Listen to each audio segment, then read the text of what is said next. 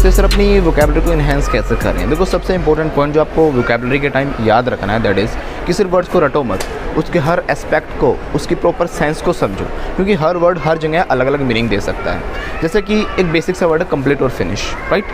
अलग अलग वर्ड से सुने भी हैं लेकिन फिर भी आपको ढंग से ये नहीं पता होता इसका यूज़ क्या होगा। कंप्लीट, जैसे मैंने कहा कि मेरा काम कंप्लीट हो गया, या फिर मैंने कहा कि मैंने अपना काम फिनिश कर लिया, मैंने कंप्लीट कर लिया। अब दोनों कंडीशन में आपको लग रहा है कि मीनिंग तो सेम ही जा रहा है, लेकिन यहाँ पे डिफरेंस है।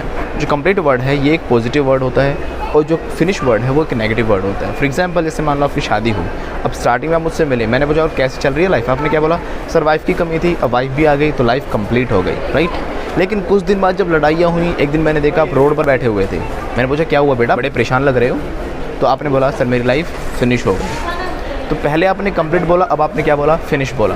तो डिफरेंस क्या हुआ, पहले पॉजिटिविटी को शो कर रहा था और अब किसको शो कर रहा है, नेगेटिविटी को शो कर रहा है। मर्डर और किल ये भी आपने सुने हैं, मर्डर भी मारना ही होता है, किल भी मारना ही होता है, लेकिन हम ये बोल सकते हैं भाई किलर लुक लग रहा है आज तो, यानी कोई सुंदर लगे, मस्त लगे तो क्या बोलोगे आप, किलर लुक आ रहा है। लेकिन क्या कह सकते हो, मर्डरर लुक आ रहा है, खूनी दरिंदा लग रहा है, ऐसा नहीं बोल सकते ना।